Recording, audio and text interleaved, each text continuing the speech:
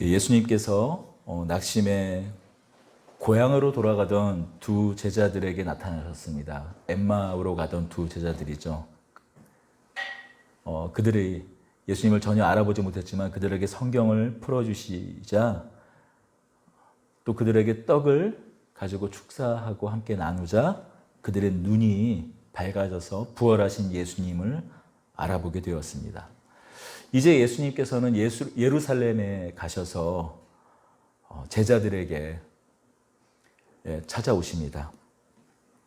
빈 무덤을 목격하고 부활하신 예수님을 만난 여인들이 예수님이 부활한 사실을 증언했지만 또 시몬에게 나타나셨지만 엠마오로 가던 두 제자들에게도 나타나셨지만 또 그들이 예수님을 보았다고 이 예루살렘에 있는 제자들에게 말했지만 그들은 믿지 못했습니다. 바로 그런 그들에게 예수님께서 찾아오셨습니다. 하시며 이렇게 인사하세요. 너희에게 평강이 있을지어다. 너희에게 평강이 있을지어다. 사실 어찌 보면 예수님께서 하신 너희에게 평강이 있을지어다 하는 이 인사는 이스라엘에서 너무나 지극히 평범한 인사예요. 언젠가 혹시 드렸던 말씀 기억나십니까? 엘리베이터에서 그냥 모르는 사람에게 우리가 마치 목례하면서 그냥 눈 인사하듯이 그냥 전혀 자기 모르는 사람이라 할지라도 샬롬 그냥 간단하게 평안하세요라는 말이죠. 샬롬. 좀 안다, 가깝다. 그러면 샬롬 샬롬 두 번. 그리고 정말 이건 우리 가족과 같이 저와 여러분과 같은 그런 관계다 그러면 샬롬을 몇 번이요? 3번. 샬롬 샬롬 샬롬 그렇게 인사하곤 합니다. 처음 만나는 사람에게 평강을 들어주는 거 그냥 일상적인 인사예요. 우리는 어떻게 인사합니까? 놀랍지만 똑같은 인사를 해요. 안녕하세요. 안녕이 무엇입니까? 평안과 같은 동의어라 할 수 있는 인사가 안녕하세요 아닙니까? 안녕하십니까? 그래서 또 인터넷으로 안녕의 정확한 뜻이 뭔가 찾아봤더니 어떤 사고 없이 무탈한 상태에 있는 것. 그것을 안녕이라고 합니다. 평강 아니겠어요? 무탈한. 탈이 없는 그런 상태. 사실 그냥 소소하고 일상적인 그 아무런 무게를 갖지 않는 인사가 사실 안녕하세요 아닙니까? 사실 우리에게 일상적으로 그냥 뭐 식사하셨어요? 하여튼 아무런 무게가 실리지 않은 인사 같아요. 하지만 요즘과 같은 때는 평강하십니까? 또는 안녕하세요라는 그 인사야말로 사실 거기에 어마어마한 무게가 실리는 인사 아니겠어요? 이제 어제 뉴스를 봤는데 스페인에서 이 천국이 일어나더라고요. 집 밖으로 나가지를 못하니까, 그러니까 집을 나가려면 뚜렷한 이유가 있어야 돼요. 약국을 가든지, 기름을 넣는다든지, 필요한 정말 생존에 필요한 생필품을 사러 간다든지 하는 것 말고는 나가지 못해요. 그냥 나가면 유럽의 대기 국가가 벌금을 묵니다. 경찰들이 잡아서요. 그러니까 개가 없으니까 그나마 프랑스 같은 경우에 개가 있으면은 개 산책한다는 핑계로 개권이 존중되는 사회라 나갈 수 있는데 개도 없으니까 스페인 같은 경우에는 어떤 일이 있었냐면은 닭에다가 이 목줄을 매서 닭을 산책하는 거. 제가 지금 꾸며낸 얘기가 아니라 그게 나온 거예요. 그래서 우리에게 평안이 무엇입니까? 평강이 무엇입니까? 안녕이 무엇입니까? 이 그 평안이라는 것의 무게가 다르죠. 우리 같은 경우에는 그런 천국이 일어나지는 않지만 그래도 사실 보기와 다르게 어려움이 우리에게 있는 건 분명한 사실인 것 같아요. 옆에 검도장이 있지 않습니까? 한 2시 반 정도부터 아이들이 이제 다시 체육관도 이제 잘 방역 지침을 따르면 운동이 가능하기 때문에 운동을 합니다. 근데 평상시 기압에 한 10분의 1도 들리질 않아요. 그리고 이제 11시 무렵 되면 이 헬스가 뒷정리를 해요. 7층에는 헬스클럽이, 또 8층에는 이 라카룸이, 목욕하고 라카룸이 있으니까 11시쯤 되면은 그 하루 동안에 운동하러 온 분들이 그 트레이닝복을 갖다가 그 땀에 절은 그 트레이닝복을 다시 다 수거해가지고 11시에 엘리베이터 앞에 둡니다. 그러면은 새벽 1~2시쯤에 세탁업체가 그것을 이 트레이닝복들을 세탁하러 수거해 가요. 그러니까 엘리베이터 앞에 11시쯤 되면은 트레이닝복들이 있죠. 쌓여두죠. 평상시에 한 채 5분의 1, 10분의 1도 되질 않는 것 같아요. 이 길이로 한 4~5m가 쌓였는데 지금은 뭐 채 쌓인 게 1m도 되지 않아요. 양이 훨씬 줄었어요. 아마 또 그뿐만이 아니죠. 또 이 중심상가에 얼마 전에 저희 그 건물에도 여러 업체들이 문을 닫았다고 말씀드렸지만, 중심상가에 자기 가게면, 자기가 분양받은 자기 소유의 가게면 그래도 좀 버틸만 하잖아요. 그런데도 제가 알기로는 자기가 소유하고 있는 상가임에도 불구하고, 가게임에도 불구하고 문을 닫은 식당이 뭐 2~3군데가 보이더라고요. 꽤나 손님이 있던 곳인데도 불구하고 말이죠. 아마 이런 즈음엔 아마 이 평강 그 안녕의 무게는 아마 줄어든 손님의 그 숫자에 반비례할지 모르겠어요. 더 절절하게 평강과 그 안녕의 무게가 느껴지는 때가 아닌가 싶습니다.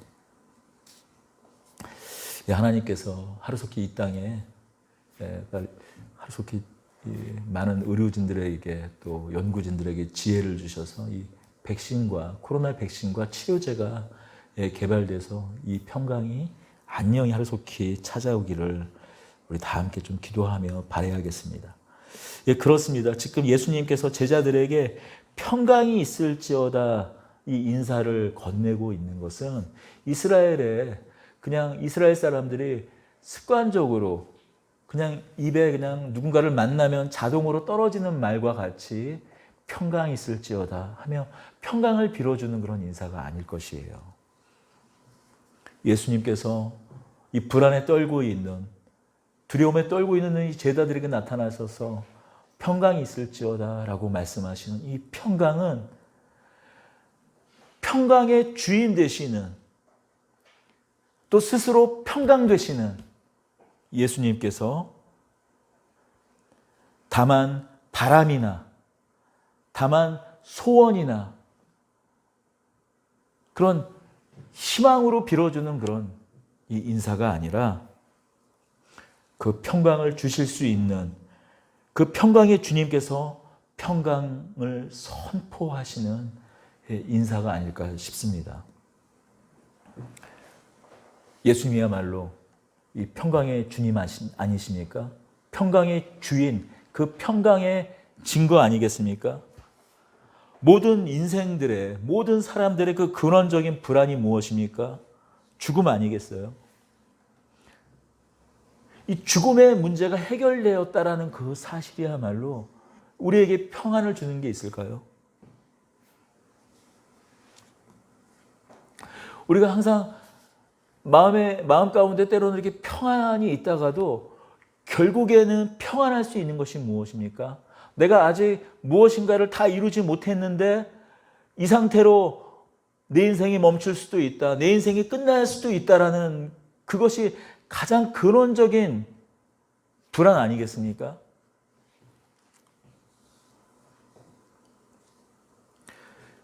그런 불안 가운데서 예수님께서 평안을 선포하세요.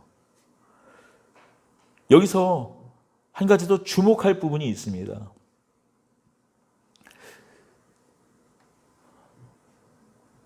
예수님께서 스스로 부활하셔서 이제 죽음의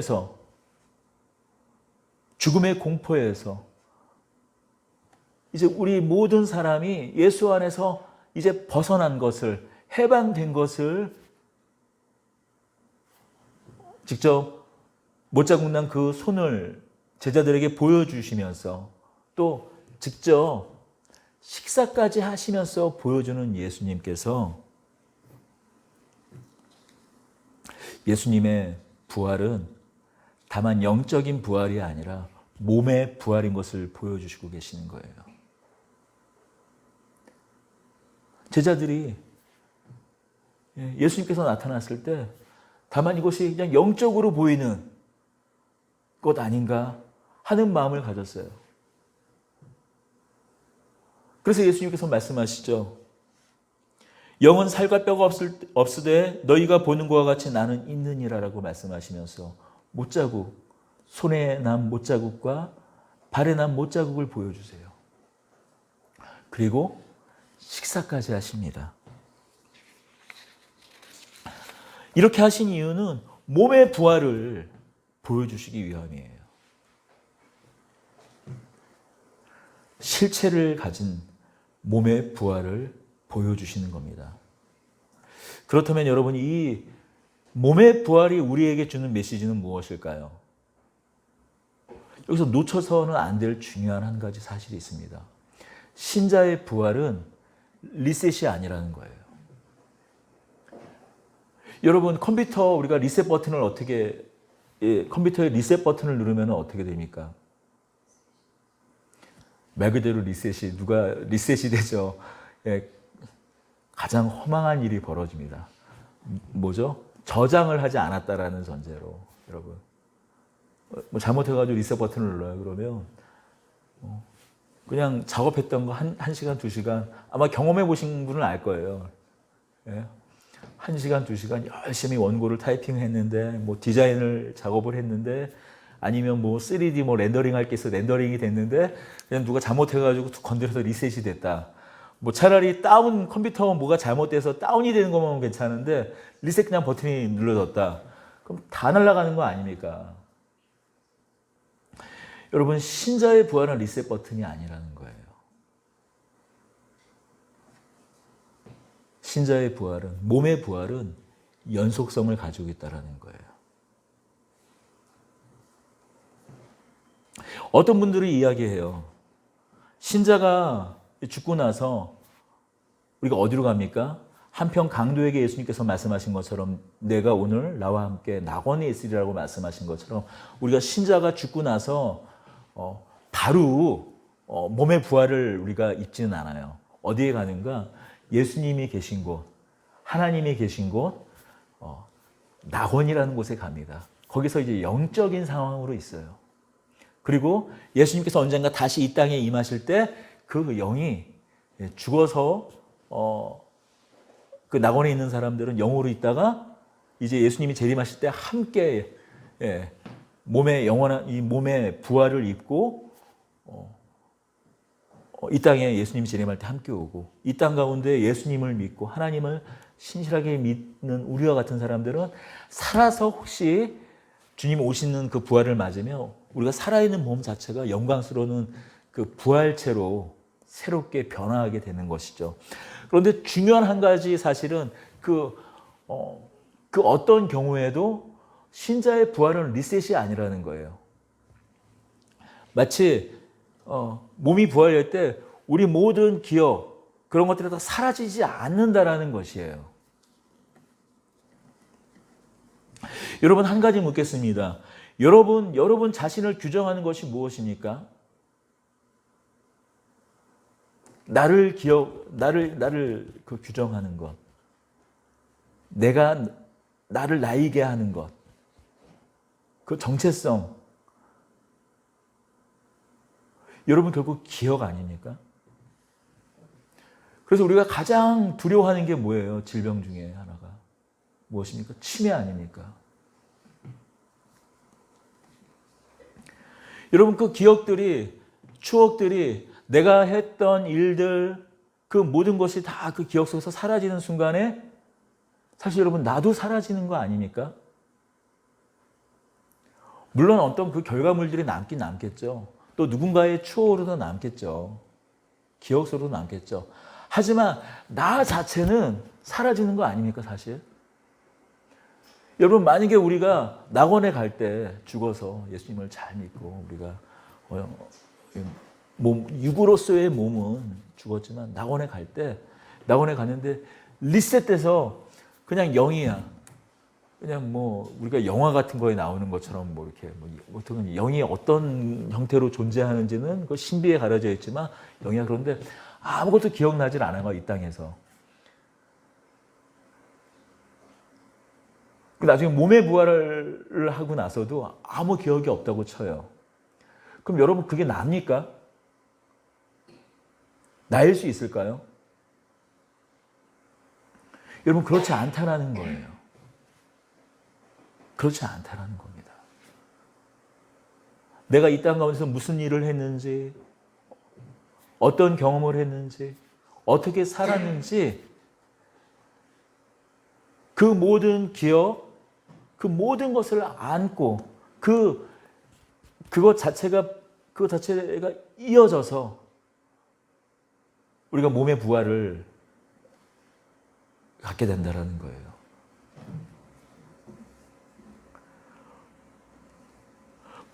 육신의 이 병들고 또 죽고 이런 몸과는 좀 다른 그 본질적으로 죽음을 보지 않는 영원한 생명을 가진, 그리고 정확히 우리가 성경의 말씀만 가지고는 그 부활의 실체가 어떤 것인지 우리가 다 알 수는 없지만 그래도 분명한 것은 예수님과 같이 영원히 죽지 않는 어떤 전혀 다른 차원의 몸을 우리가 갖는다라는 것은 분명한 사실이지만, 그러나 예수님께서 지금 그의 손에, 그의 발에 그 못자국의 흔적이 남아있는 것 같이, 여러분, 이 몸의 부활은 전혀 다른 몸을 우리가 덧입는다는 사실은 분명한 사실이지만 연속성을 갖고 있는 몸이라는 거예요. 몸의 부활에 연속성이 있다라고 여러분에게 말씀을 드립니다.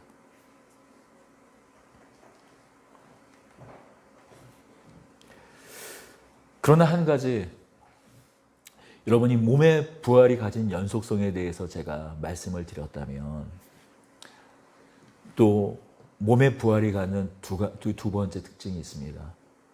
몸의 부활이 가진 불연속성입니다.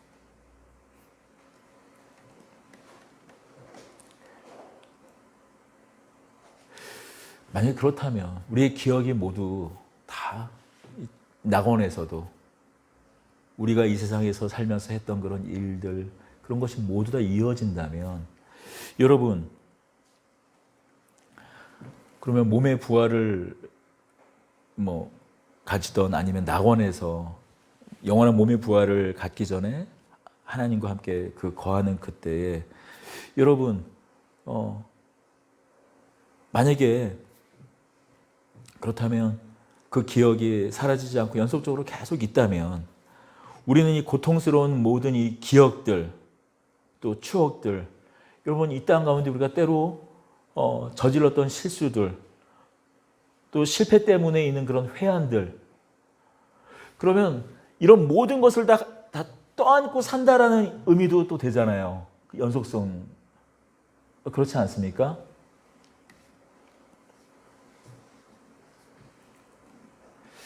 하지만 우리가 지난주 나눴던 그 말씀 가운데 사실은 해답이 있습니다. 24장 26절에 예수님께서 이렇게 말씀하셨어요. 그리스도가 이런 고난을 받고 자기 영광에 들어가야 할 것이 아니냐 하시니, 말이 가진 뜻이 그것을 이야기해 줍니다. 여러분, 예수님의 여전히 부활하셨지만 예수님의 손에 난 그 못자국, 그리고 발등에 난 그 상처, 때론 나중에 도마에게 한번 만져보라고 이렇게 보여줬던 그 옆구리에 난 그 창에 찔린 그 자국이 다만 고통일까요?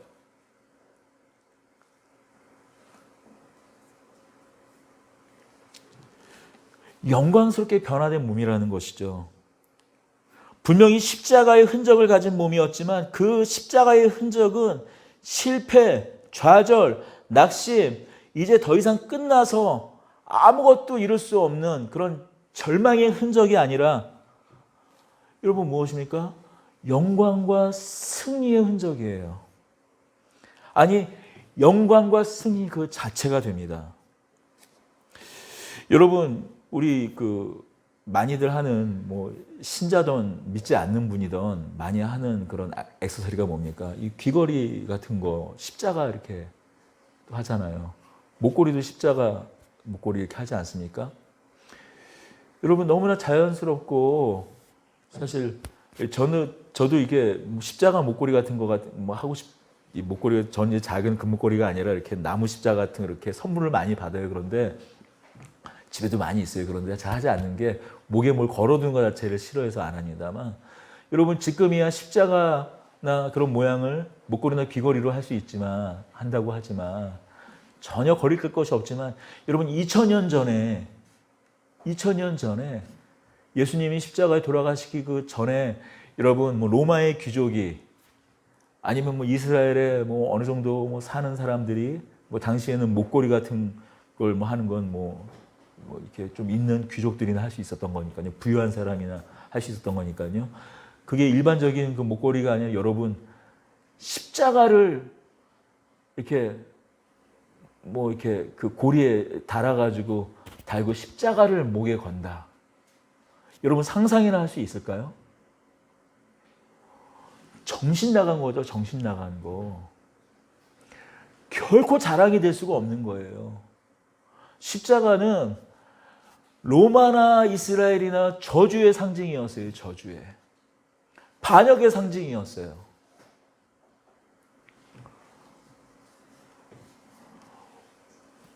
완전한 죽음의 상징이었습니다.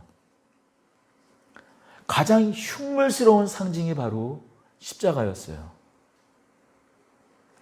그런데 지금 그 십자가가 어떻게 해요? 믿는 사람에게나 믿지 않는 사람에게나 제법 아름다운 그런 모양이 되었잖아요.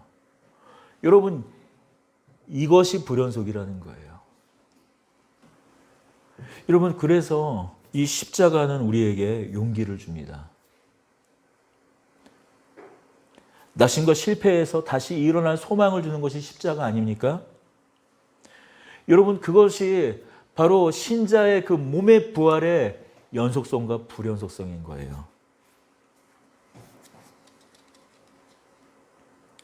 무슨 얘기인가 하면 여러분 우리가 인생을 살면서 실패를 할 수가 있어요. 좌절을 할 수가 있어요. 여러분 우리가 그 신자로서 살지만서도 여러분 우리가 모든 것을 다 성취하고 죽습니까? 바라고 소망하는 것을 다 이루고 죽나요? 그렇지 않은 인생을 살아가는 경우가 더 훨씬 많지 않습니까?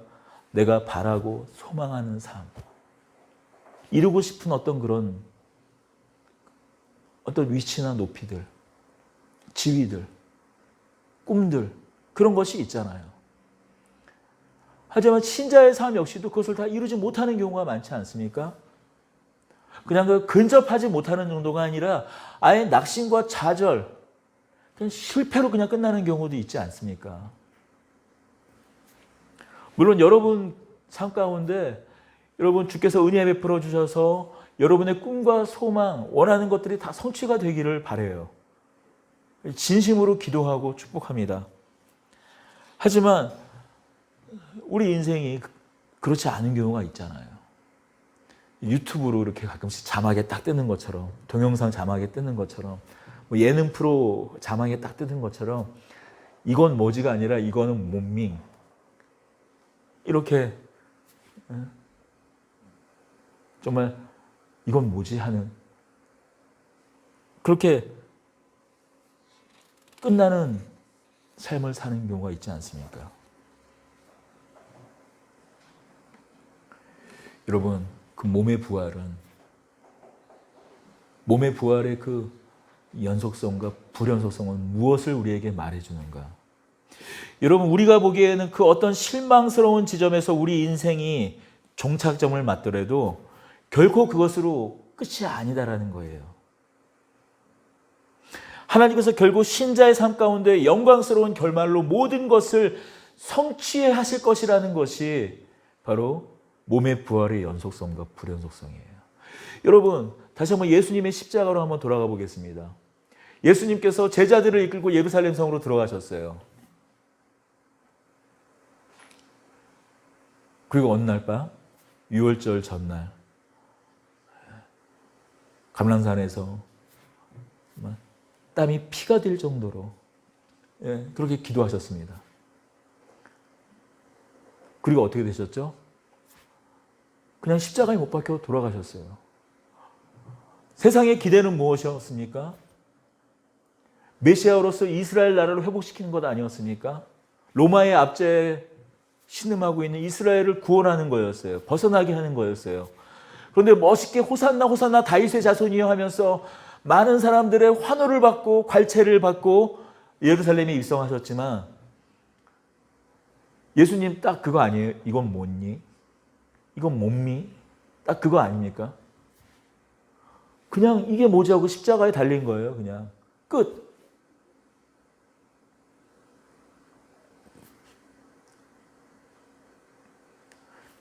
그런데 예수님께서 십자가에 달리셨던 그 흔적을 모두 다 가지고 부활하셨지만 그 부활이, 예수님의 그 부활이 지금 실패의 흔적입니까?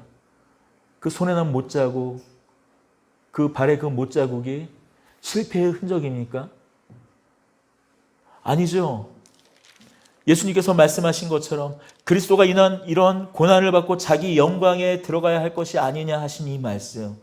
더불어 다시 그 제자들에게, 그 나머지 그 11 제자들에게 나타나셔서 하신 이 말씀. 44절이죠. 또 이르시되 내가 너희와 함께 있을 때 너희에게 말한 바 곧 모세의 율법과 선지자의 글과 이 시편에 나를 가리켜 기록된 모든 것이 이루어져야 하리라 한 말이 이것이니라. 이건 모지한 그 십자가의 그 실패까지도 구약에 나왔던 예수님, 하나님께서 성경으로 말씀하셨던, 선지자를 통하여서 말씀하셨던 그 모든 것이 다 이루어진 것이라고 말씀하시고, 그것은 마치 실패한 모습 같지만, 마치 어떤 사람들에게 보면은 마치 자폭한 모습처럼 보이지만 결코 자폭도 아니고 실패도 아니고 무엇이라고요? 기록된 모든 것이 이루어진 바로 그것이 몸의 부활이라고 말씀합니다. 그리고 그 부활은 바로 영광이라고 말씀한 것이죠.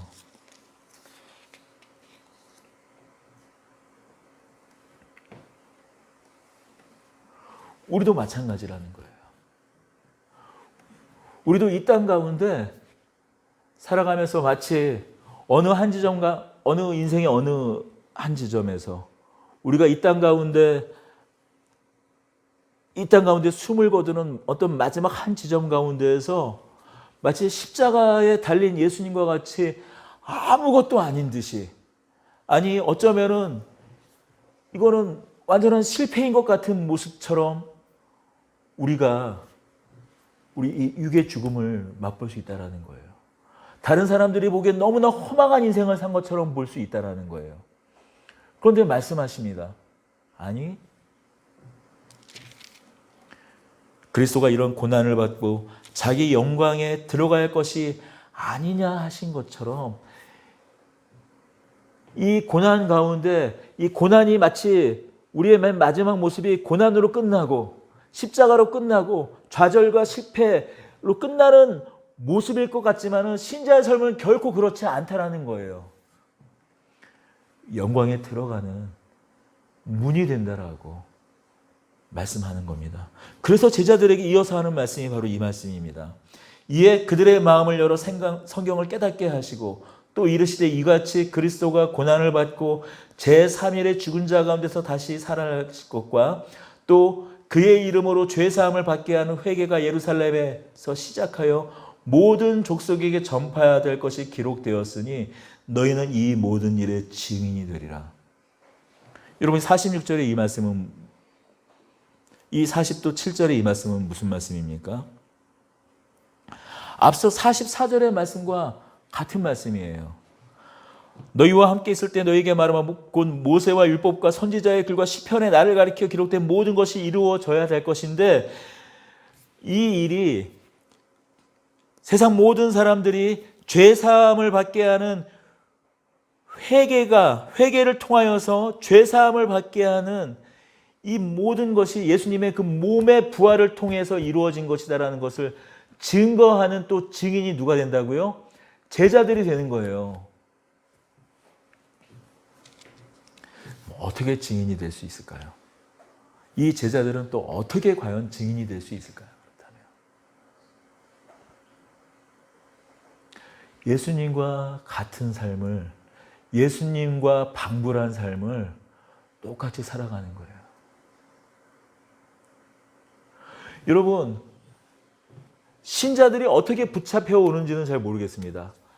100이면 100, 1000이면 1000. 이 예수님 이 일에 이 12제자들부터 어떤 사람은 고기를 잡다가 붙잡혀 왔고, 베드로와 같이. 어떤 사람은 친구 따라왔어요. 같이 가보자. 그 위에 수많은 사람들이 이 모양 저 모양으로 다 각기 다른 모습과 모양으로 붙잡혀 왔지만, 이 증인이 되는 방법은 한결같다라는 거예요. 마치 그리스도가 이런 고난을 받고 자기 영광에 들어갈 것이 아니냐 하는 이 일에 증인으로 부름받았다는 거예요.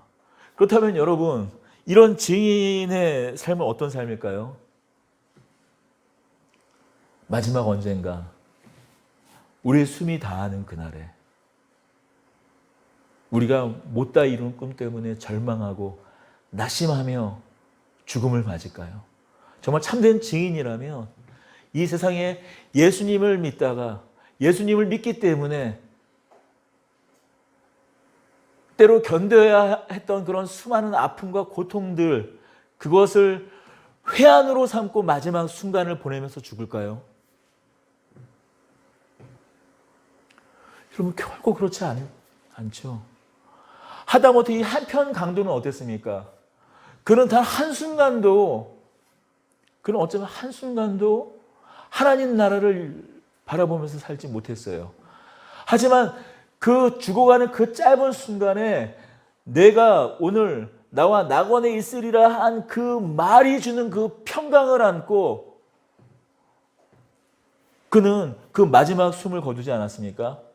여러분, 어쩌면 그 한편 강도가 다른 쪽에 있던 강도보다, 그리고 우리가 받아야 될 저주를 다 끌어안고 돌아가신 예수님보다 훨씬 더 평강의 얼굴을 가지고, 기쁨의 얼굴을 가지고 죽었을 거예요.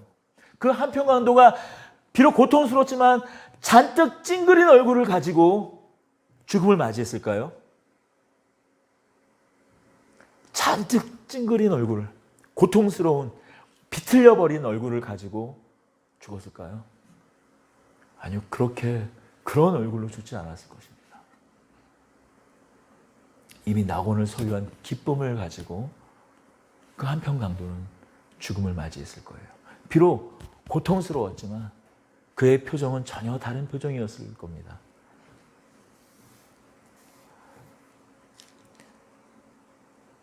마찬가지입니다. 너희는 이 모든 일의 증인이라. 우리는 한편 강도보다 너무나 빨리 예수님을 만났죠. 너무나 빨리 예수님의 부활을 믿게 되었죠. 그리고 그 부활이 다만 예수님께만 나타난 일이 아니라 우리에게도 나타날 줄 아는 것을 믿음으로 가진 사람들 아닙니까?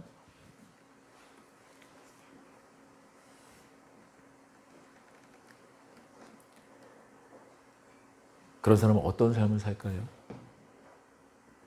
체념하고 무엇인가를 더 이루려고 아웅바둥하고, 물론 어떤 성취를 위해서, 자신의 소망하는 어떤 그런 성취를 위해서 열심히 사는 것, 그것은 훌륭한 일입니다. 하지만 무언가 더 가지기 위해서 그 탐욕 때문에 누군가를 찍어 누르고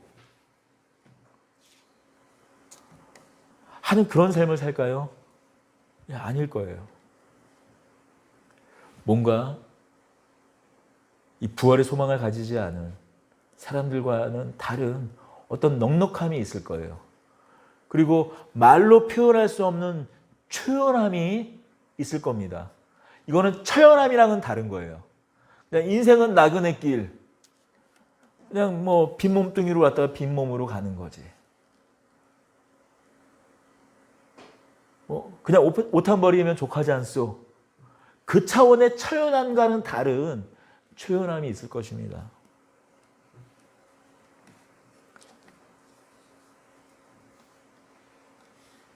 분명히 우리의 이 땅 가운데 있는 모든 것이 기억들, 추억들, 아픔들, 부활의 몸을 입고 나서도 우리는 그것들을 모두 기억할 것입니다.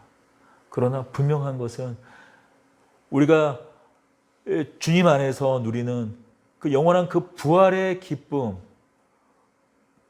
그 부활 가운데 사는 전혀 다른 그 삶의 차원이 도대체 비교할 수 없기에 그 모든 것이 더 이상 연속적이지는 않을 거라는 것이에요. 그것이 부활의 영광입니다. 그럼에도 불구하고 우리에게 남는 것은 무엇입니까? 여전히 우리에게는 오늘이 남겨져 있어요. 오늘이 남겨져 있습니다. 예수님께서 그 부활하시고 이 제자들을 어디까지만 데려가시냐면 베다니까지만 데려가세요. 그리고 혼자 하늘나라로 가십니다. 우리의 소망은 같이 그냥 이 모든 괴로움 이제 끝내고 예수님께서 같이 그냥 다 하늘나라로 데려가시지 않고 남겨두신다라는 거예요. 예수께서 그들을 데리고 베다니 앞까지 나가사 손을 들어 그들에게 축복하시더니 축복하실 때 그들을 떠나 하늘로 올려지시니 그들이 그에게 경배하고 큰 기쁨으로 예루살렘에 돌아가 늘 성전에서 하나님을 찬송하니라. 우리들은 그대로 이 땅 가운데 남겨진다라는 것입니다. 남겨져서 증인으로 살게 돼요. 예수님이 가셨던 그 일을 그대로 걸어갑니다. 단 한 사람도 예외 없이 각자 그 받은 분량에 따라 그 예수님의 남겨진 그 십자가의 길을 우리가 짊어지고 가는 것이에요.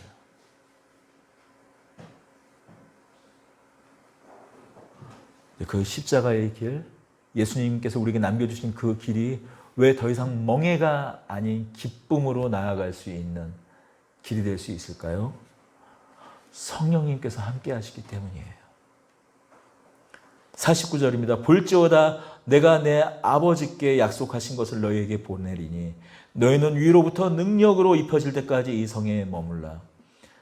여러분, 이어지는 사도행전을 통해서 우리는 잘 알고 있지만 이 능력은 어떤 능력입니까? 성령께서 함께 하시는 능력.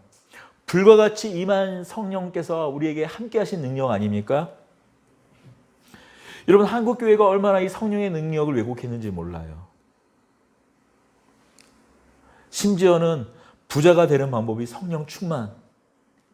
하다못해 방언받는 것도 이 부자 되는 방법으로 이 왜곡해서 설명하는 경우 얼마나 많이 있었습니까? 재정의 축복, 그 전제로서 성령의 충만을 얼마나 많이 이야기했는지 몰라요. 지금도 그런 집회들, 그런 책들이 여전히 팔리고 있어요. 그리고 이 성령의 능력을 또 어떻게 우리가 이야기했습니까? 병을 고치는 치유의 능력으로 이야기하지 않았습니까?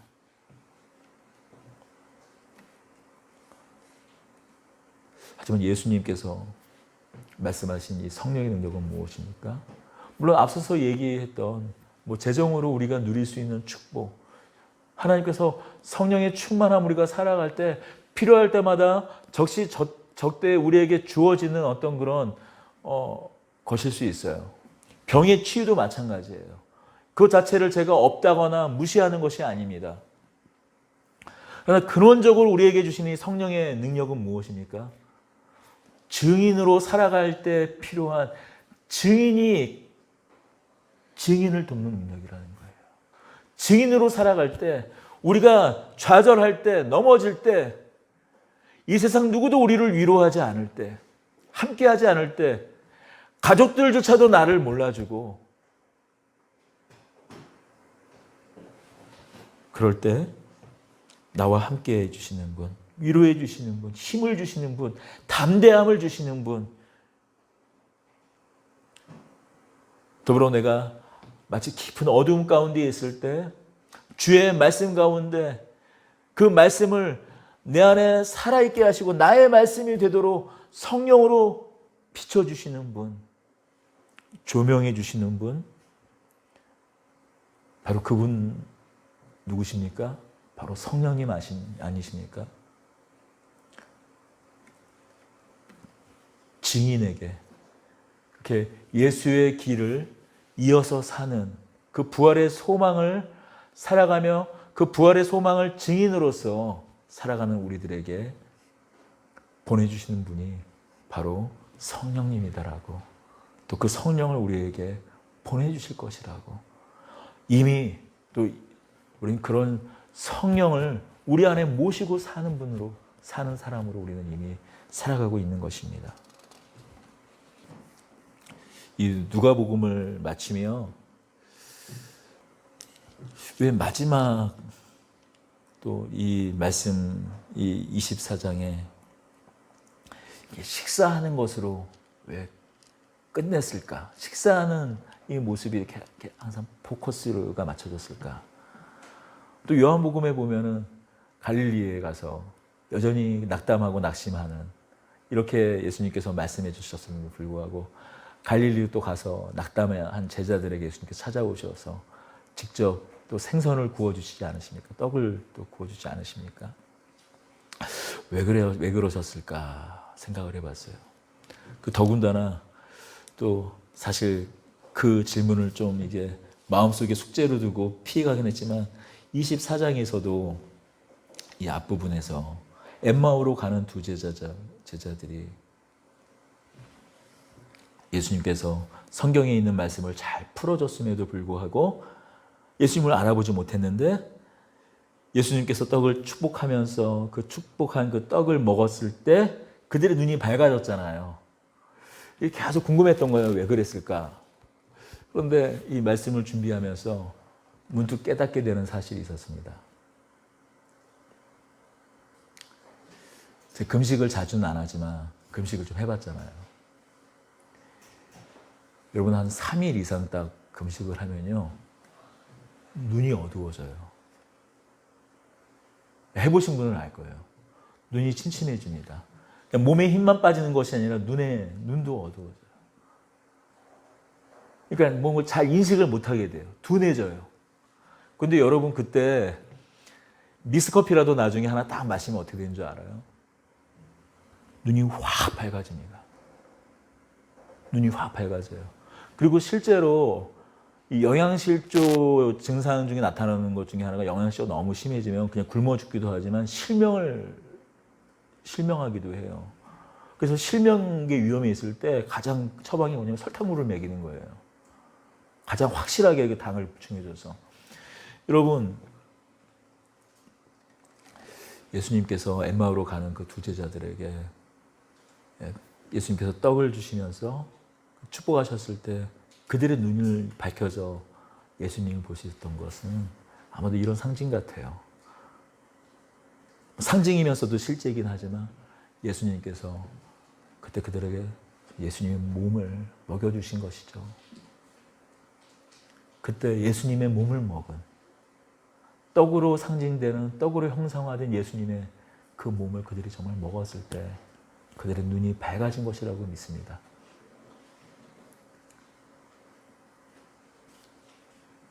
여러분, 그게 우리의 사실 이 성찬이에요. 천주교처럼 이 목으로 넘어갈 때 이 떡이 뭐 신비한 방법으로 정말 이 떡은 예수님의 살이 되고 목으로 넘어가는 어느 순간에, 그 다음에 이 포도주가 목으로 넘어가는 어느 순간에 예수님의 피가 된다고 우리는 믿지는 않아요. 하지만 분명한 사실은 우리가 예수님께서 나를 기념하라고 하신 이 성찬을 우리가 함께 나눌 때 여러분, 이 떡은 우리에게 살아있는 예수님의 몸이 됩니다. 그리고 이 예수님의 이 우리가 이 마시는 이 포도주는 예수님께서 우리를 위하여 그 우리의 죄사함을 위하여 흘리신 예수님의 피인 줄 믿습니다. 그래서 우리 어두운 눈이, 우리 영적으로 기갈한 우리 어두운 눈이 떠지고 밝혀져서 예수님을 보게 되는 줄로 믿습니다. 부활의 참된 소망을 갖게 되는 것이라고 믿어요. 우리 좀 그러한 마음으로 또 오늘 성찬을 함께 나누기 원합니다. 오늘 우리가 이 예배 끝나고 함께 애찬을 나누면서 책덜이는 할 수 없지만 오늘 누가복음 이 긴 시간이 지나면서